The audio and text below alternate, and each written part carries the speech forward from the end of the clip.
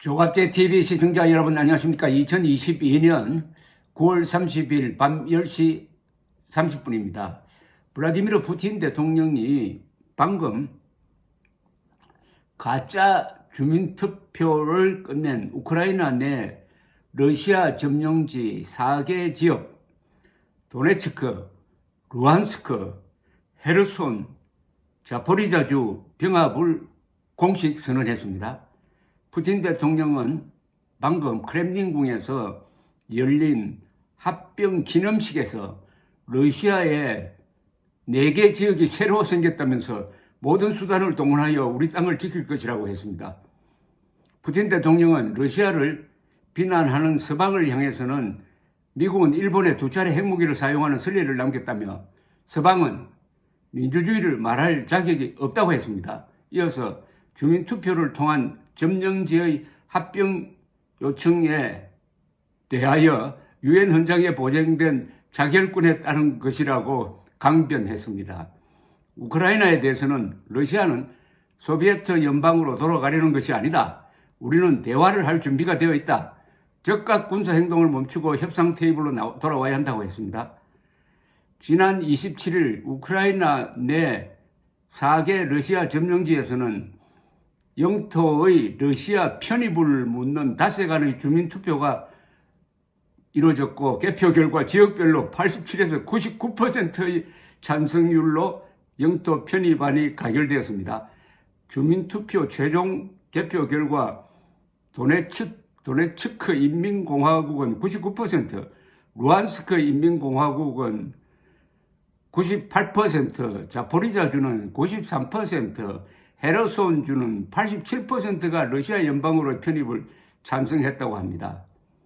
그런데 러시아가 병합을 선언한 점령지 면적은 약 9만 평방킬로미터로 남한 비슷합니다.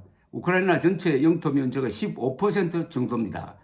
우크라이나와 서방은 해당 투표를 가짜 투표로 규정하고 인정하지 않겠다는 입장입니다. 이게 완전히 강탈인데 강탈을 가짜 주민투표, 즉 총을 들이대 놓고 투표하라는 식으로 해가지고 이런 결과를 조작하면서 이제 러시아 영토다라고 선언을 했는데 이때부터 무슨 문제가 생기느냐 하면은 러시아는 우크라이나가 이 지역에 대한 지금 공세를 계속하고 있는데 공세를 펴면은 이제는 러시아에 대한 공격이다 이래 나올 겁니다. 따라서 경고했던 대로 최후의 수단인 핵무기도 사용하겠다 이래 나올 겁니다. 핵무기가 만들어진 이후에 1962년 쿠바 미사일 사건이 핵전쟁에 가장 가까이 다가갔던 순간이었습니다. 그때는 후르쇼프 소련 서기장이 굴복을 해서 핵전쟁을 면했습니다. 그 이후에 가장 가까이 핵전쟁 위협이 지금 성큼성큼 어떤 벼랑을 향해서 걸어가고 있습니다. 이 오늘 푸틴 대통령의 말 중에서 이건 사실상 전쟁 실패를 선언한 듯한 제목이 바로 요겁니다. 러시아는 소비에트 연방으로 돌아가려는 것이 아니다. 우리는 대화를 할 준비가 되어 있다. 즉각 군사 행동을 멈추고 협상 테이블로 돌아와야 한다. 뭐냐 하면은 이제 전쟁 목표를 달성했다는 겁니다. 원래 전쟁 목표는 키이우를 점령해가지고 우크라이나 전체를 삼키는 것인데 그건 실패를 했고 오히려 지금 반격을 당해가지고 이미 장악한 이 지역도 위태롭게 되니까 이런 식으로 꼼수를 써가지고 앞으로 우리를 공격하면은 이래 되는 겁니다. 지금 우크라이나는 자기 땅을 지금 수복하겠다고 전쟁을 하는데 그걸 이제는 러시아 영토로 선언을 했으니까 앞으로 반격하면은 그건 러시아에 대한 공격이다. 그 다음에는 아마 선전포고를 할 겁니다. 선전포고를 한 다음에는 핵무기 쓰겠다. 이렇게 나오려는 모양입니다. 협상 테이블로 나오자는 것은 우리가 이제 전쟁 목표를 달성했다. 9만 평방킬로미터 이거 먹고 치우겠다. 여기서 휴전하자. 일종의 유교 남침 때 저들이 목적을 달성하지 못하니까 그때 휴전선에서 이제 중단하자, 정전하자라고 제안했던 거하고 또 비슷합니다. 자, 그러면은 이제 서방세계도 골치가 아프게 생겼습니다. 계속 우크라이나 군이 공세를 펴면은 이제 핵 전쟁을 각오해야 된다. 이 경우에 핵은 한 도시를 날려버리는 메가톤급 핵폭탄이 아니고 소형화된 전술 핵을 말합니다. 그 전술 핵은 연대 단위든지 사단 단위를 통째로 날려버릴 수 있을 정도의 폭발력을 갖고 있고 방사능 오염이 매우 적다고 합니다. 그러니까 이걸 쓰고 싶어 하는 충동이 생긴다 이거죠. 도시 하나를 날려버린다고 하면은 미국이 당장 보복을 할 테니까. 그러나 전술 핵을 써가지고 우크라이나 군 한 10,000명이 죽었다. 이랬을 때 과연 미국이 그 우크라이나를 보호하기 위해서 모스크바를 때리겠느냐 핵으로. 이런 문제가 생깁니다.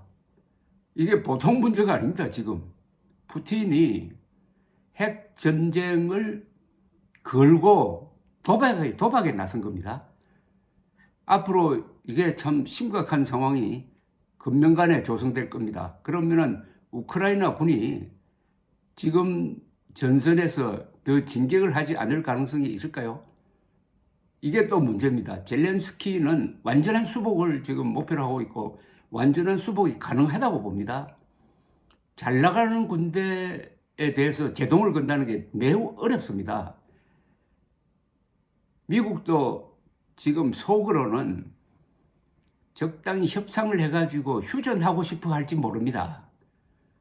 그러나 젤렌스키 우크라이나 군은 자국 영토 9만 평방킬로미터를 빼앗긴 상태에서 휴전하려고 하겠습니까?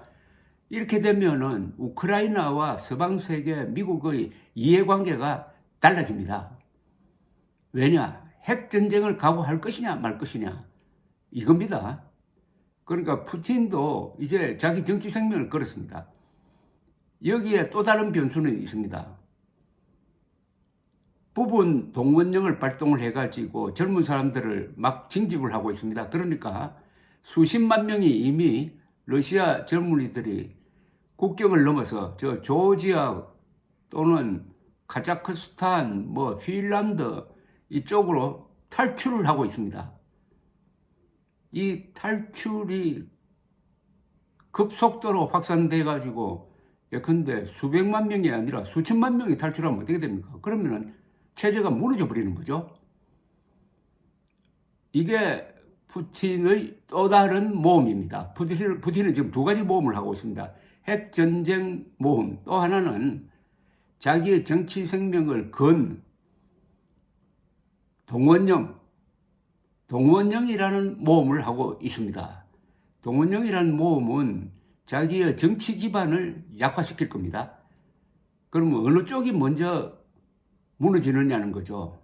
국내 정치 기반의 약화로서 내부적으로 쿠데타라든지 암살이라든지 이런 걸 통해서 푸틴이 타도될 것이냐, 아니면은 핵전쟁 일보 직전에 가가지고 핵을 쓰든지 아니면은 잠정적인 휴전을 하든지, 이거 참 난감합니다. 그러나 천하대세는 보면은 푸틴의 종말로 가는 것은 거의 틀림없다고 생각합니다. 특히 인도, 중국까지도 거리두기를 하고 있습니다. 이럴 때 이제 우발적 사건이 나야 돌파구가 생깁니다. 우발적 사건은 핵전쟁일 수도 있습니다. 그리고 푸틴의 신변 이상일 수도 있습니다. 지금 아슬아슬한 순간입니다. 감사합니다.